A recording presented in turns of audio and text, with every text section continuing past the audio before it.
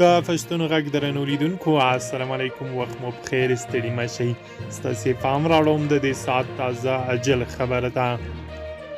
په امریکا کې یو شمېر جمهوري غوښتونکو امریکایي سناتورانو کانګرس ته پر طالبانو او د هغوی پر ملاتړو د بندیزونو لګولو مسوده وړاندې کړې ده. په دې مسوده کې غوښتل شوي دي چې پر طالبانو دي او د هغوی پر ملاتړو دي باید د ترهګرۍ، نشي توکو قاچاق او له بشري حقوقو د سرغړونې له امله بندیزونه ولګول شي. د سناتورانو د امریکا له بهرنیو چارو وزارت غوښتي دي چې له طالبانو د پاکستان د ملاتړ په اړه د خپلې ارزونې راپور ورسره شریک کړي. خو طالبانو بیا وایي چې د هر ډول بندیزونو پایله به د امریکا او د نړیوالې ټولنې په ګټه نه وي او دوی ګواښ کړی چې باید امریکا په دوی باندې هیڅ ډول بندیز ونه لګوي.